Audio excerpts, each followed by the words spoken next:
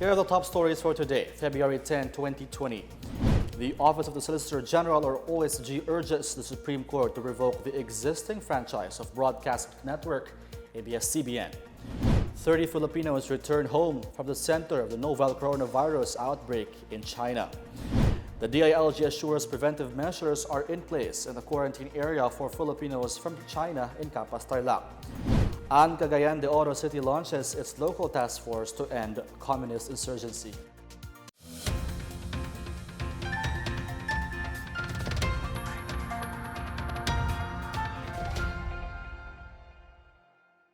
Good day, I'm Rom Dulfo. Welcome to the PNA Newsroom.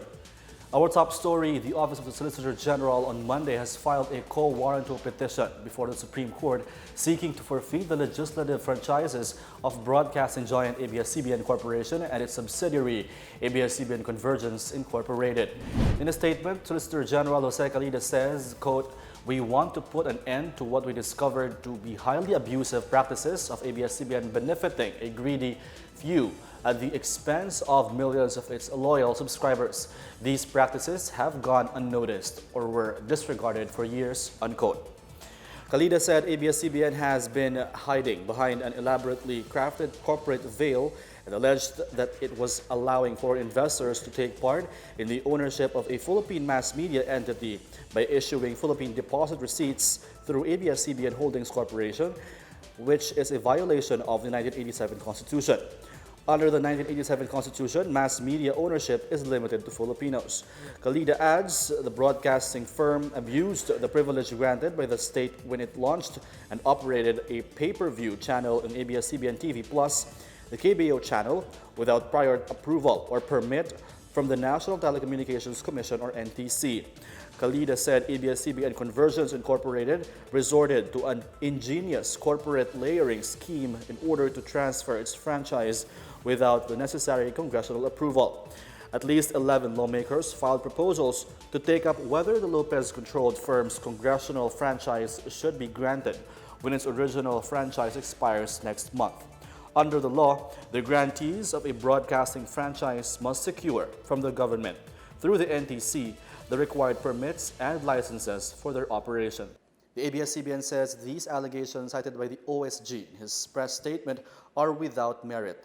ABS-CBN says it complies with all pertinent laws governing its franchise and has secured all necessary government and regulatory approvals for its business operations. Presidential spokesperson Sal Panelo on Sunday clarified that there is no internal clash among cabinet members pertaining to whether they are given instructions to terminate VFA or the Visiting Forces Agreement or not. Panelo made the clarification following news reports about the supposed inconsistencies regarding the revocation of the VFA. In a press statement, Panelo said it is amusing that some media outlets are claiming that cabinet officials are contradicting one another about the president's order to issue a notice of termination for the VFA. He was referring to Medialdea and Lorenzana's remarks on Saturday that the president has no instruction yet to send a formal notification to the U.S. about the Philippines' decision to scrap the VFA. This after Panelo announced on Friday that the president had instructed Medialdea to tell Foreign Affairs Secretary Teodoro Locsin Jr. to send a notice of termination to the U.S. government. Panelo said if the president has not given his instruction yet, then the statements of Medialdea and Secretary Lorenzana are accurate. It simply means that the executive secretary has yet to receive the directive of the president. An update on the DICT controversy, Malacanang on Friday said President Duterte would first let the Senate conduct its investigation into the confidential funds appropriated to the DICT before ordering a possible presidential probe. Janice Cavi with more. President Rodrigo Duterte will leave the fate of the Department of Information and Communications Technology's controversial disbursement of intelligence and confidential funds to the Senate. The DICT received confidential funds worth 400 million pesos and 800 million pesos in 2019 and 2020 respectively. Senate President Vicente Soto III and Senator Panfilo Lacson Close friends of Information and Communications Technology Secretary Gregorio Onasan II have filed a resolution seeking an inquiry into the use of intelligence and confidential funds allocated to several government agencies, including DICT.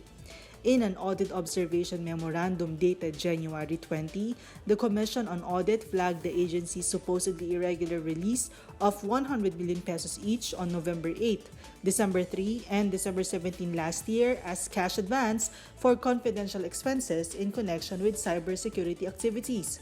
The COA also noted that the funds were released without the required notice of cash allotment from the Budget Department. The state audit agency's findings were followed by Rio's resignation on January 31, who quit due to his apparent theft with the new DICT officials and questioned the grant of the agency's intelligence and confidential funds. Presidential spokesperson Sal Panelo said the president has yet to act on Rio's resignation. He added that Duterte also expressed openness to hearing the resigned DICT officials' sentiments. In a joint statement on Friday, Onasan and Rio agreed to settle their differences to remove any doubts the people may have over the confidential funds dispersed to DICT.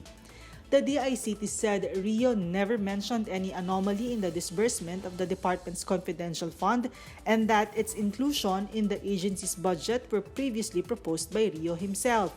The DICT said Rio's resignation, which he claimed was due to him being underutilized and bypassed on operational matters by DICT officials appointed by Onasan, was due to personal reasons and not due to any rift with Onasan.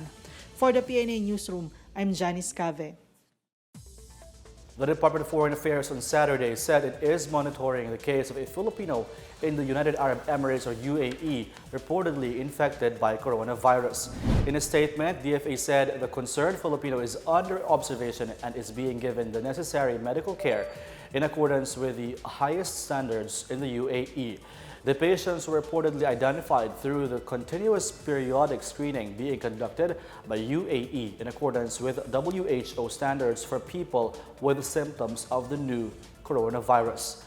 The department assured the public it will fully coordinate with the UAE health authorities on the case. Pinoy repatriates from Wuhan, China are brought to the Athletes Village in New Clark City in Tarlac. The government assures it will shoulder the hospital costs of those who will be undergoing quarantine period due to the nCoV. More on this from Lead Kabagani. The Department of Foreign Affairs brought back to the Philippines on Sunday a total of 30 Filipinos from Wuhan City, the ground zero of the 2019 novel coronavirus acute respiratory disease. The repatriated Filipinos on board the chartered flight, which landed at the Haribon hangar in Clark Air Base, included 29 adults and an infant. Together with the repatriates were a 10-member team from the Philippines, which included 2 members from the Philippine Consulate General in Shanghai, 3 members from the DFA Office of the Undersecretary for Migrant Workers Affairs, and 5 medical team members from the Department of Health. Upon their arrival, the Filipinos were transferred from the plane into their dedicated buses and brought to the Athletes Village in New Clark City in Tarlac, which will be their home for the 14-day quarantine period. The DFA made an initial call for repatriation of Filipinos in China on January 28, 2020, which was facilitated by the Philippine Embassy in Beijing and the Philippine Consulate General in Shanghai. Meanwhile, the Philippine government assured all persons undergoing the prescribed 14-day quarantine period will not be spending a single centavo for hospital costs. In a radio interview on Sunday, presidential spokesperson Salvador Panelo said the government will shoulder the cost of tests, medicines, confinement, and all other hospital-related expenses for patients being treated in government hospitals and facilities. Panelo said the 30 overseas Filipino worker who just returned home from China's Wuhan City will also receive appropriate care free of charge from the government. In other news, the Department of National Defense formally received an initial donation of biohazard protection equipment from business tycoon Lucio Tan's LT Group and its affiliate tobacco firm PMFTC on Friday. DND spokesperson Arsenio Andolong said the items were turned over to the Armed Forces of the Philippines for the use of its emergency responders and medical teams. The donation came as the government gears up its efforts to contain and prevent the spread of novel coronavirus in the country. For the PNA Newsroom, I'm Lid Kabagani. Still to come, the DILG assures preventive measures are in place in the quarantine area for Filipinos from China in Capas, Tarlac. The World Health Organization says right information is the best protection against the spread of the novel coronavirus. More on these when we return.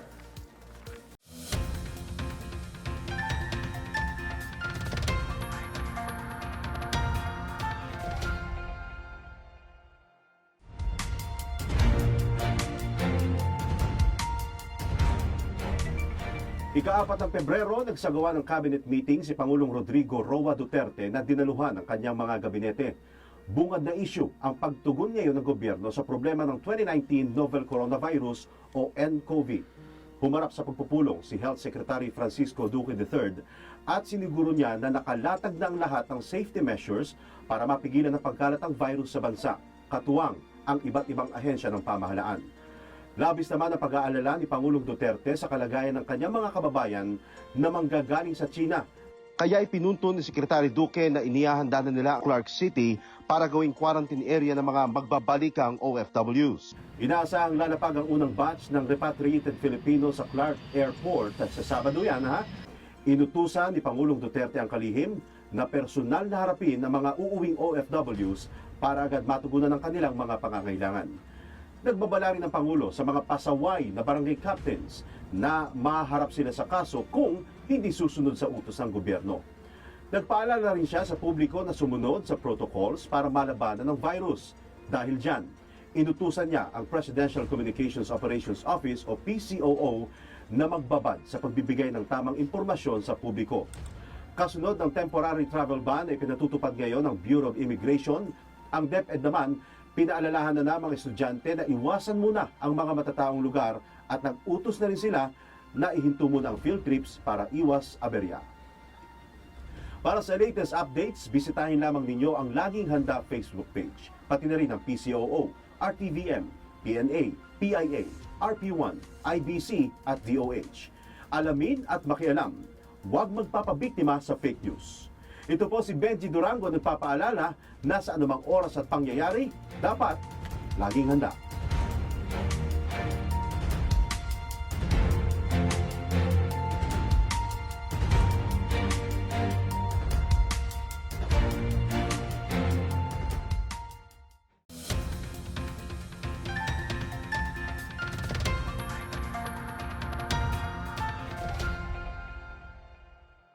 Meanwhile, DILG Secretary Eduardo Año on Sunday allayed fears of officials and residents in Tarlac, saying preventive measures are in place at the athletes' village inside the new Clark City. Joyce Cudis with the story. DILG Secretary Eduardo Año on Sunday said preventive measures are in place at the athletes' village inside the new Clark City in Capas, Tarlac. Año made the assurance as 30 Filipinos from Wuhan City arrived on board a chartered flight at the Haribon hangar in Clark Air Base on Sunday. Capas Tarlac Mayor Reynaldo Catacutan reportedly appealed to the Department of Health and President Rodrigo Duterte to look for another place for the repatriated Filipinos. Año, however, said there is nothing to worry about since protective measures have been implemented and that those who will be quarantined for 14 days have no symptoms of the nCoV.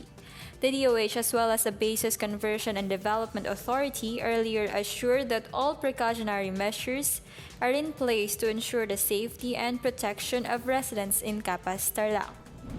Meanwhile, the Department of Justice on Sunday said any official or resident of Capas Tarlac with interest in business, tourism, investment, or health may file a complaint before the courts to question the use of the athletes' village as quarantine facilities. Guevara said while a directive from the national government through the Department of Health takes precedence over the interest of the local government unit, It will be up to the judiciary whether to uphold any objections against the national government. For the PNA Newsroom, I'm Joyce Goodies. The Department of Trade and Industry, or DTI, sees minimal impact of the nCoV on the country's trade and economy. Trade Chief Ramon Lopez on Friday said the impact of the novel coronavirus in the country's trade and economic performance is minimal, as the country's overall trade with the province of Hubei is only 0.9% of the total trade with China. He said Hubei only shared 1.2% of the Philippines' import from China and 0.5% of the country's total export to the East Asian nation. Lopez, however, notes that the main effect of the 2019 nCoV is on the movement of people, particularly the tourism sector.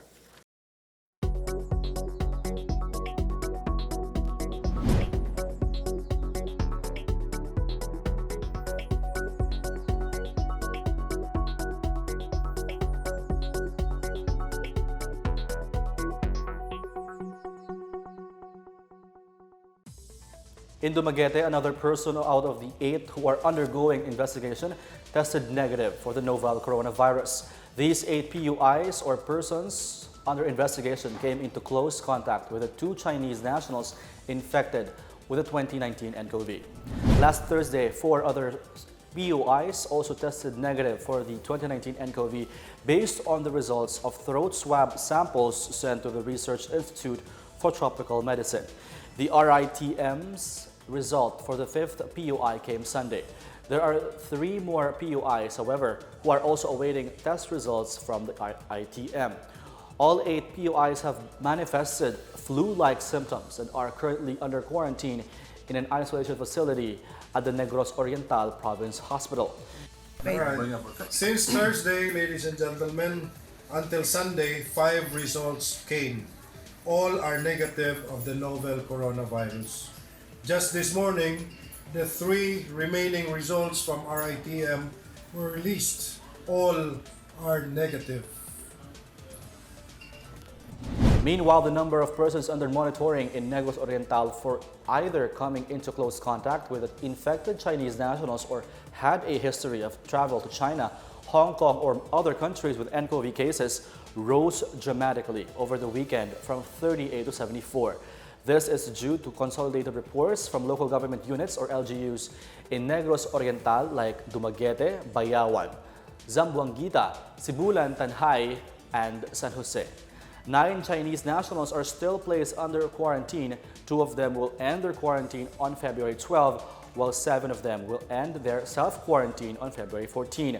However, the 7 Chinese were given clearance to leave for Manila because they have a chartered flight to China. The Civil Aviation Authority of the Philippines, or CAP, is closely monitoring the entry of foreigners in Zamboanga City to prevent the entry of the 2019 novel coronavirus. CAP Area Manager Antonio Alfonso said on Saturday that they coordinated with the Bureau of Immigration to help them screen those coming via the Zamboanga International Airport. He said they will immediately coordinate with the Department of Health for appropriate action once a visitor turned out to have a history of travel to China. Health authorities say Zamboanga City remains free of people infected with the virus, but they are monitoring a suspected case. The unidentified patient has been asked to self-quarantine. In our foreign news, the World Health Organization, or WHO, reiterates the importance of spreading facts about the novel coronavirus outbreak, which continues to affect 24 countries worldwide.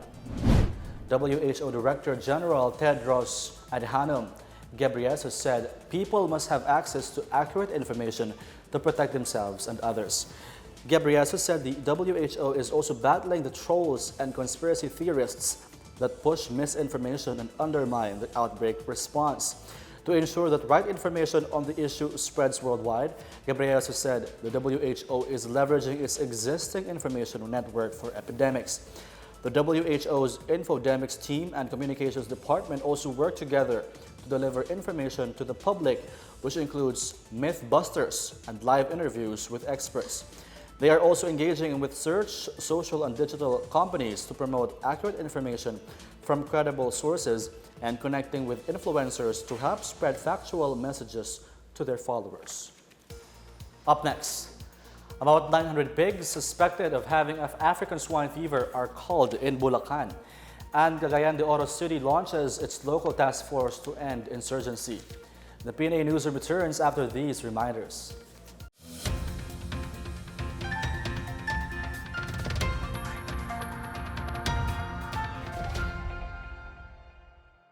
Tamang paraan ng paghuhugas ng kamay. Ang wasto at regular na paghuhugas ng kamay ay mabisang paraan upang makaiwas sa mga sakit. Ito ay makatutulong sa pagpigil ng pagkalat ng virus na nagdudulot ng sakit. Una, basain ng tubig ang mga kamay at sabunin. Ikalawa, sabunin ang mga palad. Ikatlo, sabunin ang likod ng mga kamay. Sumunod, kuskusin ang mga pagitan ng daliri. Ikalima, kuskusin ang mga kuko. Ika-anim, kuskusin ang pagitan ng mga hinlalaki. Pagkatapos, kuskusin ng paikot ang mga dulo ng mga daliri sa magkabilang palad. At panghuli, banlawang mabuti sa malinis na tubig at patuyuin ang mga kamay gamit ang single-use towel o air dryer. Todo laban kontra 2019 novel coronavirus acute respiratory disease.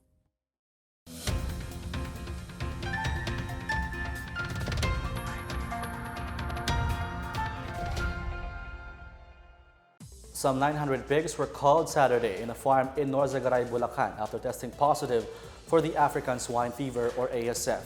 The hogs were electrocuted and buried at the farm's compound. 4 more backyard raisers covered in the 1-kilometer radius will undergo a series of tests as part of the protocol. Dennis Arceo of the Norzagaray Municipal Office said the local government of Norzagaray and the provincial government of Bulacan are now conducting preventive measures in the areas. Authorities arrested on Saturday a couple suspected as high-ranking officials of the Communist Party of the Philippines and New People's Army in a joint military and police operation in Getafe, Bohol. The couple, Ray Camacho and his wife Carmelita, were arrested by virtue of a warrant of arrest for murder issued by the Regional Trial Court of Bohol. Lieutenant Colonel Alan Tabudlo, commander of the 47th Infantry Battalion, said Ray works under the National Finance Commission of the CPP-NPA, while Carmelita works as head of the National Commission Special Operations Group. They yielded 2 laptops, 3 handguns with ammunition, 2 hand grenades, explosives, and subversive documents, among others. The police will return the warrants to the RTC of Bohol so the judge could order the detention of the Camacho couple while the case of murder is being heard. Authorities in Agusan del Sur have formally opened a facility that will support the implementation of Executive Order 70, which seeks to institute a whole-of-nation approach in addressing communist insurgency. The DILG Assistant Secretary Alexander Macario led Thursday's launch of the Kalina Building, located inside the Army's 3rd Special Forces Battalion headquarters. Civil Military Operations Officer Chris Juper and Andrio Punsalan said the building will serve as the venue of activities to help former members of the NPA renew their lives. The facility will also host future collaborations among government agencies to plan out developmental programs that will contribute to the implementation of the EO-70 in the area. In his message, Macario pledged to share the concept of the Kalina Building to the National Task Force to End Local Communist Armed Conflict, or the NTF-LCAC, to challenge other local government units in the country to replicate it in the areas. The local government unit of Cagayan de Oro City has successfully launched its task force to end local communist armed conflict. PCOO Chief Martin Andanar acknowledged the city's efforts to provide sustainable peace and development. More on this from Richie Tacuba. Task Force to End Insurgency launched in Cagayan de Oro. To totally end the problem on insurgency in Cagayan de Oro City, the Cagayan de Oro Task Force to End Local Communist Armed Conflict, or LCAC, has been formally launched to the public February 7. Mayor Oscar Moreno personally led the launching, which was witnessed by military officials, police, and national and local government agencies. Presidential Communications Operations Officer Martin Andanar also graced the said event as the Cabinet Officer for Regional Development and security of northern Mindanao. I am grateful of the valuable support of our national government agencies, the security sector, the private sector, and other peace and development partners. Such unity of purpose gives us a sense of hope that we can finally do things right. Continue to work together for our expected results and fulfill our shared agenda of inclusive and sustainable peace and development in northern Mindanao. The activity highlighted the distribution of firearms remuneration under the Enhanced Comprehensive Local Integration Program or ECLIP to 9 former rebels who returned to the folds of the law. They also received starter kits from the Department of Labor and Employment and 8,000 pesos cash assistance, sleeping kits, and family food packs from the Department of Social Welfare and Development. Part of the launching is the conduct of Tabang Medico Servicio Caravan, where the city government of Cagayan de Oro and other regional line agencies provided different free services to the residents of Barangay Tignapuluan and its neighboring areas. The city LCAC aims to end the problem of insurgency through the convergence approach of government agencies based on the guidelines of Executive Order Number 70.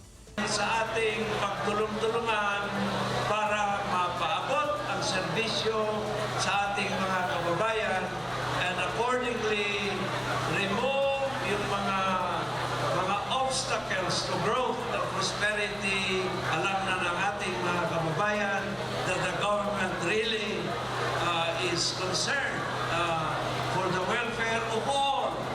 For the PNA Newsroom, Retchi Paculba, Philippine Information Agency, Cagayan de Oro.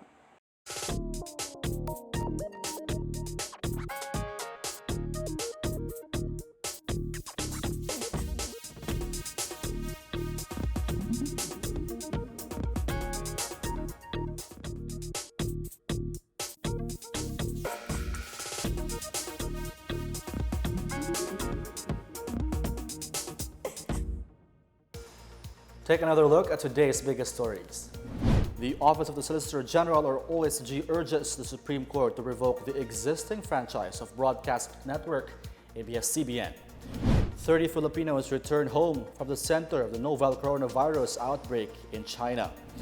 The DILG assures preventive measures are in place in the quarantine area for Filipinos from China in Capas, and Cagayan de Oro City launches its local task force to end communist insurgency. Thank you for watching another episode of the PNA Newsroom. To check more news content, check our webpage and follow the Philippine News Agency's Facebook and Twitter accounts.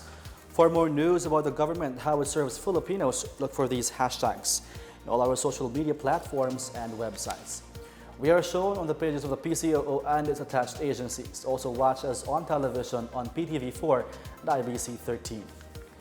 That's your daily dose of the biggest stories that you need to know from the PNA Newsroom. I am Rom Dulfo. Good day.